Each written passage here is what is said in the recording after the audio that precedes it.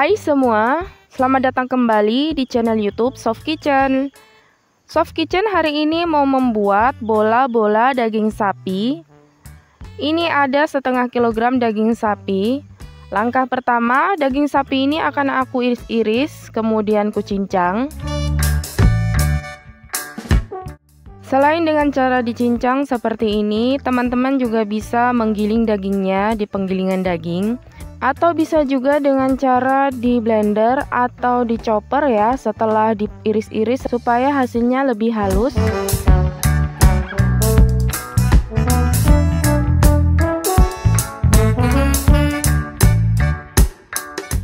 Langkah selanjutnya kita akan menggoreng bawang merah dan bawang putih.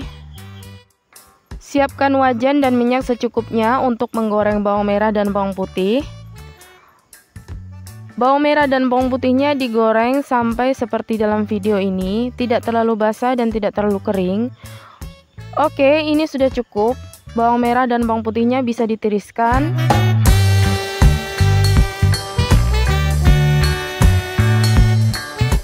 Selanjutnya, haluskan bawang merah dan bawang putih ini dengan menambahkan 1 sendok teh garam. Oke, cukup sampai seperti ini saja halusnya. Kemudian bumbu halus ini campur dengan daging sapi cincang tadi. Lalu tambahkan 100 gram tepung tapioka.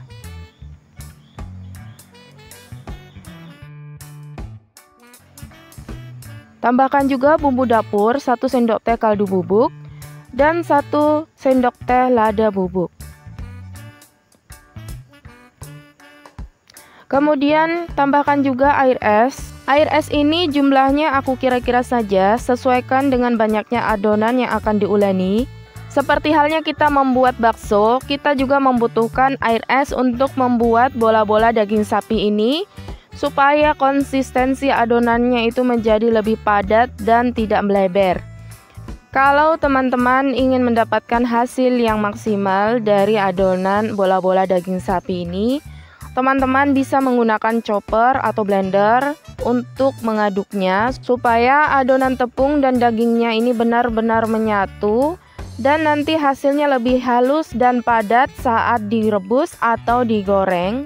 Oke, ini daging dan tepungnya sudah cukup tercampur seperti ini saja. Lalu ini akan aku cetak seperti mencetak bakso, atau bisa juga dengan cara dibulat-bulat saja seperti biasa.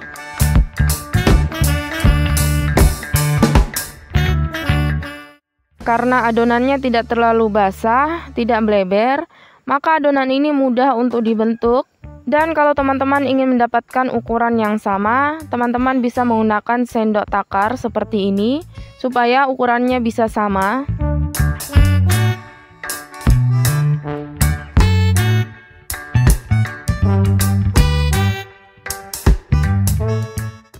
Adonan ini akan kubagi menjadi 2. Bagian yang pertama akan aku rebus, dan bagian yang selanjutnya akan aku goreng dengan menggunakan teflon. Oke, ini adalah hasil dari bola-bola daging sapi yang direbus. Selanjutnya aku akan membuat bola-bola daging sapi yang digoreng dengan teflon. Bola-bola daging sapi ini akan aku beri isian keju parut. Lakukan caranya seperti dalam video. Ambil adonan daging sapi, kemudian pipih-pipihkan, lalu masukkan sejumput keju parut ke dalamnya, dan tutup dengan adonan daging sapi itu sendiri.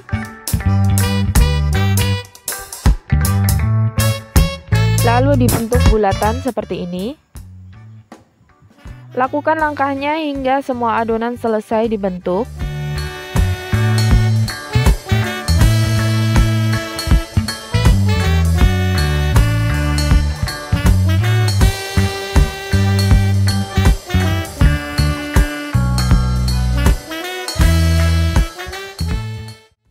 Oke, semua adonannya sudah selesai dibentuk. Ukurannya ada yang besar, ada yang kecil, karena aku tadi tidak menggunakan sendok takar. Langkah selanjutnya, siapkan teflon, lalu minyak secukupnya saja, hanya untuk melumasi permukaan teflon.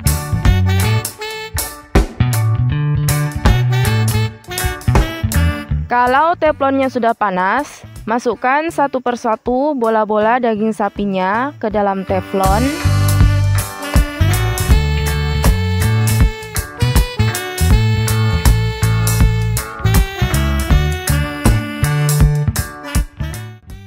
Jika semua adonan bola-bola daging sapinya sudah dipanggang di atas teflon seperti ini, kalau sudah selesai, selanjutnya tutup teflon supaya adonannya benar-benar matang.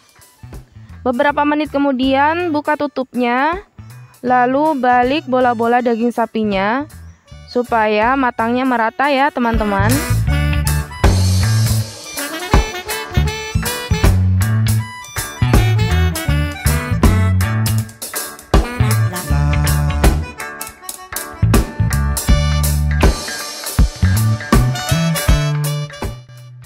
Setelah selesai dibalik, selanjutnya tutup kembali teflonnya dan tunggu beberapa menit lagi. Setelah beberapa menit, buka kembali tutup teflonnya. Kemudian pastikan bola-bola daging sapinya ini benar-benar matang.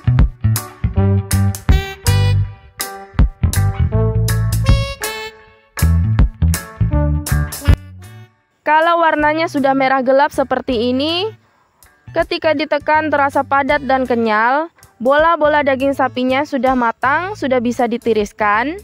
Bola-bola daging sapi ini siap untuk dihidangkan, bisa dinikmati dengan saus sambal atau kecap.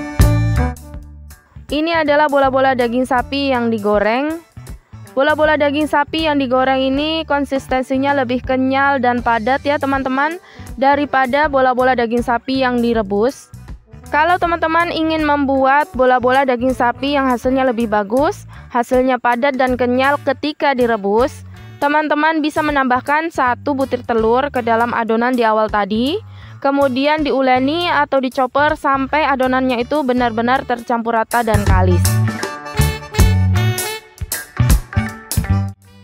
Oke teman-teman, selamat mencoba membuat bola-bola daging sapi ala Soft Kitchen. Kalau teman-teman suka dengan video Soft Kitchen, silahkan klik like, komen, dan share video-video kami. Dan kalau teman-teman ingin mendapatkan notifikasi video terbaru dari Soft Kitchen, silahkan klik subscribe dan lonceng notifikasinya. Oke teman-teman, sampai jumpa di video selanjutnya. Bye, assalamualaikum.